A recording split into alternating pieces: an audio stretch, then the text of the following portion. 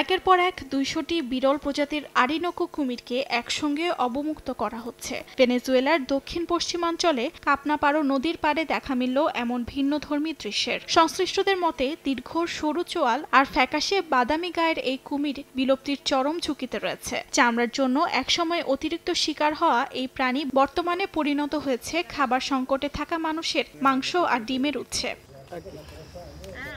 এই প্রেক্ষাপটে প্রজাতিটিকে বাঁচানোর চেষ্টায় মাঠে নেমেছেন ভেনেজুয়েলার একদল প্রাণীবিজ্ঞানী ও পশু চিকিৎসক। এই উদ্দেশ্যে বছর জুড়ে নজরদারি করা হয় কুমিরের বাসস্থান ও ডিম পাড়ার স্থানগুলোতে। এরপর ডিম সংগ্রহ করে দেশটির তুরমেরো শহরের লেসলি প্যান্টিন চিড়িয়াখানায় সেগুলো ইনকিউবেটরে ফোটানো হয়। প্রায় ১ বছর ধরে পালনের পর যখন কুমিরগুলোর ওজন দাঁড়ায় ৬ কেজির মতো, তখনই বাচ্চাগুলোকে প্রকৃতিতে ফিরিয়ে দেয়া হয়।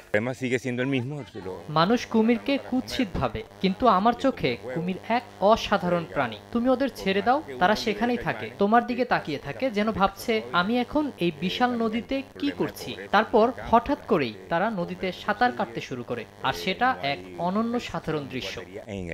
এই উদ্যোগে সহযোগিতা করছে হাটো মাসাগুয়ারাল নামের একটি বন্যপ্রাণী অভয়ারণ্য, যেখানে ৮টি প্রাপ্তবয়স্ক কুমির রাখা হয়েছে প্রজননের জন্য। অন্যদিকে লেসলি প্যান্টিন চিড়িয়াখানায় আছে আরও ২ পুরুষ ও ১ প্রজননক্ষম নারী কুমির। তাদের ডিম থেকেই উঠে আসছে এই কুমিরগুলোর নতুন প্রজন্ম।